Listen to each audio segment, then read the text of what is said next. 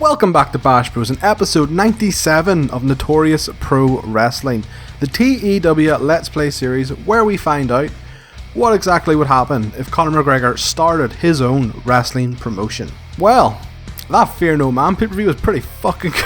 I can't swear there. In case you missed it, last time out we had our biggest pay-per-view of the year, and that was the Fear No Man pay-per-view, and that looked a little bit like this. We got a 79 easily. Either joint or the best pay-per-view we have done to date. Started with AJ Styles beating Pentagon Jr.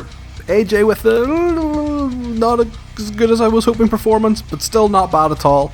And gaining an NPW contract. Jay Lethal then defeated Will Hobbs in a hardcore match and re-injured his already injured eye, sending him down to RevPro. Easton Reese won the TEW2020 tournament and also the first ever Intercontinental Championship in a good match which Claudio helped carry.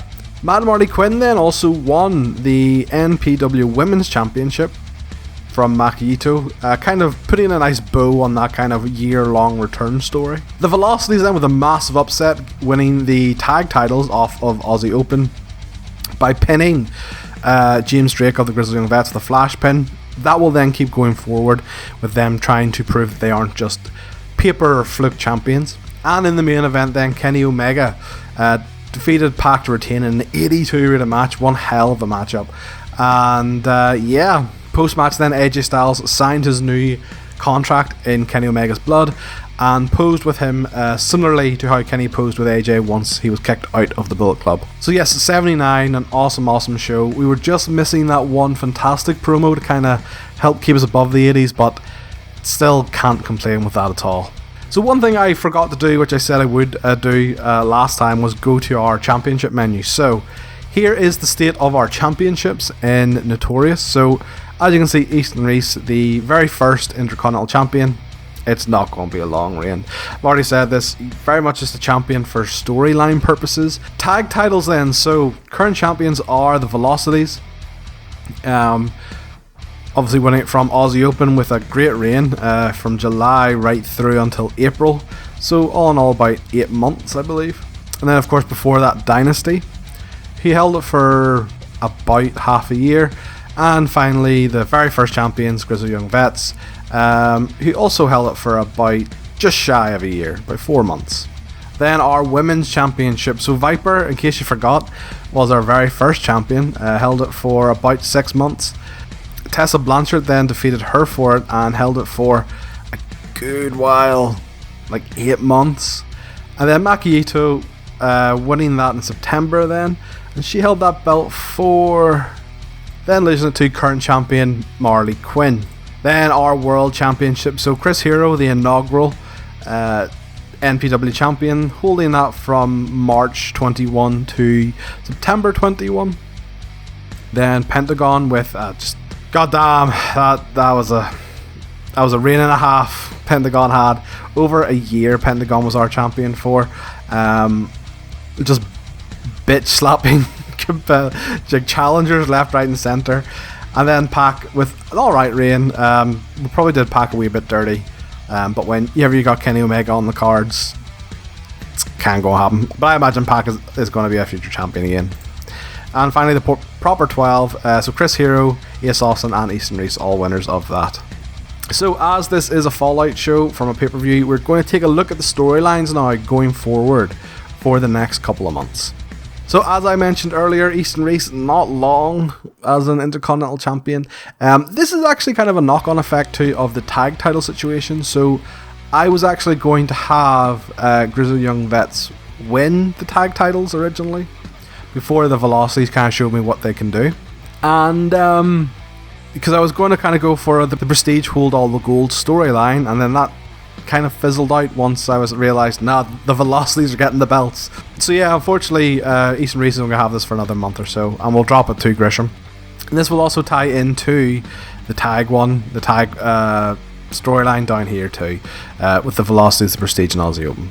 Pretty much this will be, just an excuse to do a couple of multi-man matches with CCK versus the Prestige, and maybe even Grisham versus Nick Aldis. We don't really use Nick Aldis all that much as a wrestler for some reason. He's kind of a good mouthpiece for the group as well.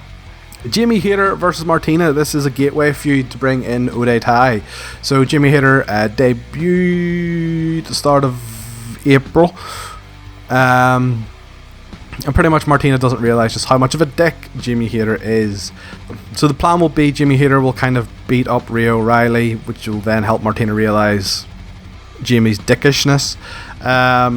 The faces would then team up on Jamie Hayter, who will bring in backup in the form of B Priestley, then a big blow-off tag match at one of the pay-per-views, and then Jamie and B will move on from that to feud for the Women's Championship, or have an in-between feud. I haven't decided yet. Davey Boy versus Kip Sabian. This is going to blow off this month. Plans have changed. This was originally going to be the feud to bring in Sheamus. That's no longer the case. He will come in a different feud, and that won't be for another couple of months. So yeah, this is just going to blow off. Kip Sabian will probably get the win and help be a part of a mini feud with Kenny Omega. Kip has been really good, so yeah, that'll kind of happen, and maybe a mini feud with Kenny Omega mixed in amongst the AJ Styles feud. Joe Hennig versus Ricky Knight Jr. This has only just started, and the reason we are back tonight is Ricky Knight Jr. will have his in-ring debut on Notorious Pro Wrestling's Wanted. This has still got like 2 months left, and then further down the line Cody Rhodes will be introduced into the storyline. Raven Queen versus Mad Marley Quinn. So this is a brand new feud going forward. So Raven will start off with feuding with Crazy Mary Dobson first of all, with Jake kind of being the initiator in that, getting revenge for Mary Dobson leaving behind that faction. And then that'll lead into the match of Raven Creed versus Mad Marley Quinn. That will probably only be a couple of months. Again, this is to tide Mad Marley Quinn over until B Priestley and Jamie Hayter are ready to feud there.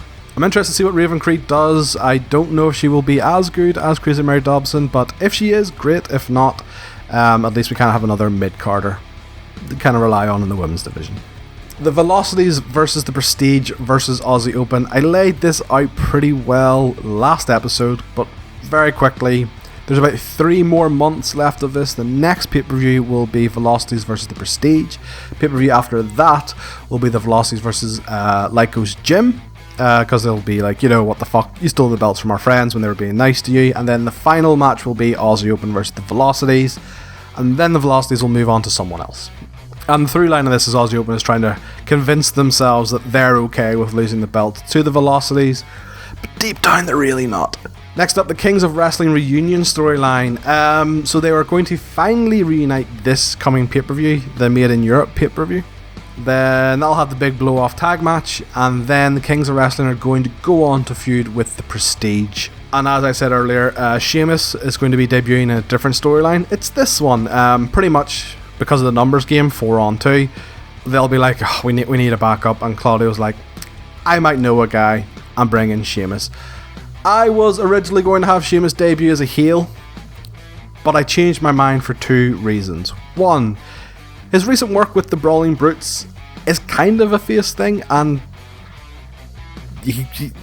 previous also, I think Sheamus is quite good at being a face. I think he's better as a face than a heel. I think as a heel he's very boring, but as a face he gets to show off a bit more of his own real life personality, and he can be quite funny.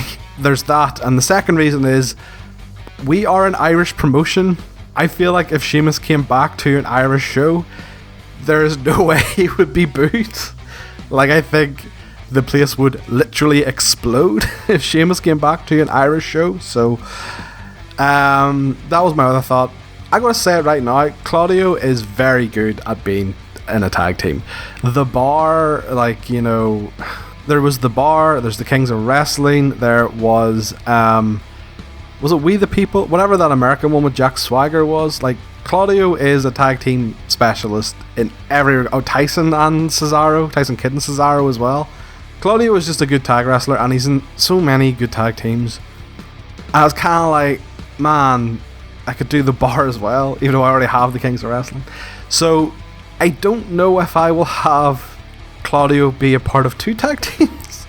If I do, the Kings of Wrestling will be the major one, and then the bar, or whatever we'll call it, in NPW will be like a part-time one. He only really does it to help out Sheamus, because I think Sheamus will be a better singles competitor, but I just don't know. But yeah, so Sheamus will be debuting in about 2-3 months time as the partner of the Kings of Wrestling. And then AJ Styles versus Kenny Omega. There's about 2 months left on this. They will have a pay-per-view match. After the match, then Kenny will offer AJ Styles the 2 Sweet, and AJ Styles will kick him in the dick, as AJ Styles is one to do. Then we'll have another rematch, and that'll be either an Iron Man or 2 out of 3 falls. AJ will then kind of also talk about how he's kind of righting wrongs of his wrestling past, I suppose. All the people who have wronged him, he's getting revenge, because he realizes he's not long for the wrestling world. He's pushing 40, he's over 40, and he knows his career's coming to an end, so... Okay, so there's no news to discuss, so only thing left to do then is book the show, so let's do that. Okay, and we are back, coming at you from the Liquid Room in Scotland. It is Thursday Night Wanted. So here is the card. A couple of more pre-show angles than usual. Also, while booking this, I stumbled across something. As you remember, AJ Styles was not performing to where I wanted him to be. There may be a reason for that, and that is because his physical abilities dropped off the fucking cliff. He is obviously 45, but as you see, he started, not even the game, but he started this year, or April, 71, and he's already down to 64, so he is losing about nearly 1 a month. That's deteriorating at a very, very scary rate. Same for all his physical abilities. Athleticism from 81 down to 73. His power, 45 down to 41. Toughness, 74 down to 71. And resilience, 81 down to 75. So, obviously, I know he is 45. His skills, specifically his physicals, will drop. So it means that I have to be careful about the length of matches I put him in. He can do longer matches, 20 plus minutes, but they do need the slow build special instruction to counteract his low stamina. But thankfully he does have the psychology to do a slow build. So, let's start the show. Backstage angle pre-show. Rhea O'Reilly approaches Jamie Hayter backstage and says she knows what she really is. She's a bully, and warns her to stay away from Martina because she knows fine rightly she'll end up hurting her. Jamie tells Rhea to mind her own business. They get pushy, shovey, brawly, and Martina runs in trying to be the peacemaker between the two.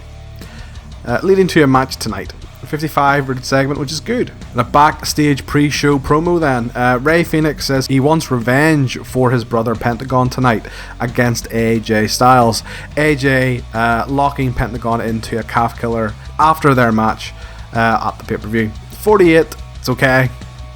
This is why Rey does pre-show promos and will probably not be a world champion for us. And in a pre-show match, James Storm defeated Dean Allmark in about 10 minutes. Dean cracked his tailbone. Ouch.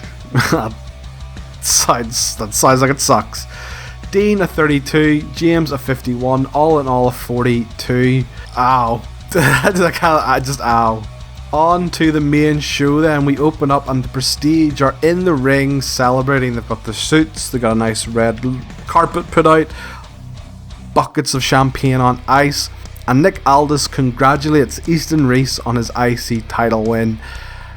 And then he turns to the Grizzled Young Vets and is like, what the hell happened? They kind of hum and they ha and they bumble and say the velocities being in the match was not a part of the plan. They blame Aussie Open for it happening. Aussie Open come out obviously pissed about a lot of things, and said, you know what happened.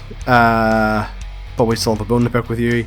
Nick Aldis then goes on to call them the stupidest men, or the stupidest tag team of all time.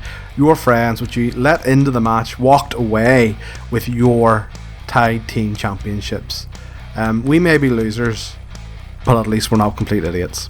And that's just to kind of add to the fact, although they're not showing outwardly, they are annoyed, and it's just to try and fuck with their heads a little bit.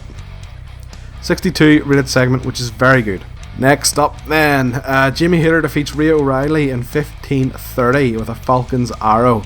Jamie a 54, which is good, and Rhea with a 49, which is okay. All in all 55, so they really outperformed themselves, which is great. Post match then, Jamie Hayter is about to inflict a lot more pain onto Rhea O'Reilly, but Martina has to stop her. It kind of gives Martina an insight into the real person Jamie Hayter actually is. 59 rated segment. Ricky Knight Jr. defeats Kenny Williams with a 450 splash. Kenny had a 58, which is very good for Kenny, and Ricky Knight had a 61, which is great, and 61 overall for the match. Very, very good. Post match then, Joe Henning comes out and starts beating the shite out of Ricky Knight Jr. and demands that he put some respect on his name. 52 rated segment, which is good. Oh boy, here we go. Right, this is going to be a long one. In an 8-man tag match, the Aussie Open and the Velocities defeated the Prestige when Jude London pinned Zach Gibson with a groove in the shroom. Sure. Jude a 60, Paris a 61, Cal 58, Mark a 59, Reese a 49, Aldis a 57, Zach a 54, James a 54. All in all, a 60 rated match. So during this match, Aussie would maybe have the match won. Maybe they hit the fidget spinner or something like that, but completely inadvertently the Velocities end up getting the pin somehow. Again, just adding to this growing hatred almost that the Aussie Open are starting to get. And the thing is, like, they can see it from both sides. They know the Velocities didn't steal the win on purpose, but it still happened. It's still annoying. But 60 rated match is very good. Then in our main event, AJ Styles defeated Ray Phoenix with a Styles Clash. AJ a 58, which is good, and Ray a 77, which is absolutely awesome. All in all, 72. Again, AJ a 58 is kind of what we want from a mid-carder to upper mid-carder. Would really like AJ to be performing into the 60s, but that's not happening, and I don't know why. It can't just be his physicals. All in all, yeah, 72, which is still very good, but Ray really carried that match. Post-match then, AJ says, look, Kenny, here's the bottom line. I know the clock is ticking. I don't have a lot of time left in my career. A lot of people have wronged me in my past, and I'm going to make right on those, and your name is right at the top of the list. You kicked me out of Bullet Club, you usurped me from Bullet Club, and it's time to get some revenge. Kenny Omega appears on the screen. He says he's not there tonight, he's in Japan or AEW or something. But he's been approaching this all wrong. He's been storming the offices, demanding things from Connor. He's been searching for AJ to kick his ass, he says. But that's not the Kenny Omega that can beat AJ Styles. The Kenny Omega that can beat AJ Styles is the one that usurped him. And he puts on his sunglasses and he says that at the Made in Europe pay-per-view, the Kenny Omega AJ Styles is going to be the cleaner to clean the piece of shit AJ Styles out of the ring. And that is the show. 70 rated, which is very, very, very, very, very good. And yeah, so only no real disappointment actually. Everything was really solid. AJ's individual performance was a bit disappointing, but still great match overall, thanks to Ray Phoenix. So here we are at the medical center after Dean Allmark's cracked a tailbone. He will not be missing any time, but he will be working through it. I fucking wouldn't be. I broke my ass. No, I'm taking time off. But regardless, he's out for about a month. And as you can see here, Tessa Blanchard, still about 9 months of her maternity leave still happening. Or still to go. So probably won't see her for a while still. I'll show this page. I don't really show this page that often because I kind of like to keep some of my debuts and stuff secret, but everyone here is, So We are currently ranked 30th in the world. We have been progressing in the world rankings. We did lose over $500,000 last month, but we have such a large kitty now, it doesn't really bother us too much. And with our alliance as well, which is a financial alliance or whatever it is. I can't remember the exact term, but pretty much all the profits from all of us are split out evenly amongst all 6. So finance-wise, I'm not particularly worried. We have 65 prestige and our momentum is 78. They have just continued to climb and climb, which means our size continues to climb and climb. I think the only 2 bits of really important news are that Kaylee Ray will be going to her hardcore Daredevil gimmick, and that will be happening just after probably the pay-per-view. That could maybe be Maki Ito's next feud after her loss of the title, and allow Kaylee Ray to be #1 contender. Sheamus O'Shaughnessy will be debuting soon. Since I did mention it, let's take a look at the company wars then. No surprise, still WWE dominating the top of the rankings. Honestly, that's kind of due to their WWE network just having such a widespread grasp around the world. New Japan 3rd, AEW has dropped down the ranks a little bit, but bounced back recently. They were as low as 5 or 6 at one point. ROH, still a thing here. Not really doing much of anything. Oh wait, what the fuck? When did this happen? Okay, so Carmella left WWE and won the ROH Tag Title or Women's Championship. There you go. So moving down the line, as you can see, GCW has massively improved. I mentioned it before, they had become a medium company just through very good booking, and same with Impact, also up to a medium company now. AAA kind of fallen off the pace. They usually are up about the top 10. They've dropped down to 20. They get on the second page and we're here just about 29. I think our thing said 30, but we're 29 apparently, so there you go. Moving along. Attack's kind of crawled up as well, one of our partners, same with WXW, and they went to medium size too. Their popularity in Germany, very, very strong. RevPro, 43, also there. Then you're getting down to the dregs. So OTT down there, our local rivals, still doing what they do, I guess. Pro Wrestling Australia and ICW again, all still down there. Haven't really made... I would say out of all of our signings or alliance, definitely seems to have helped Attack the most. They've gone from strength to strength. Right, but that is it. No other news to report. So, the next time you guys will be back will be Tuesday, week 1 for a RevPro episode, as we will be talking about the Great British Tag League, which will be starting up soon. Probably that block of tapings, to be fair. And then after that, you guys won't be back until the pay-per-view, the Made in Europe pay-per-view, and you'll be back with that due to the Kings of Wrestling finally reuniting for the first time in God knows how many years. So yeah, keep an eye out for that. If you have enjoyed this episode, do leave a like and subscribe to the Bash Bros channel. And if you have any ideas for storylines, feuds, tag teams, factions, put them in the comments and I will try and book it for you. All that being said, I will see you next time on Bash Bros.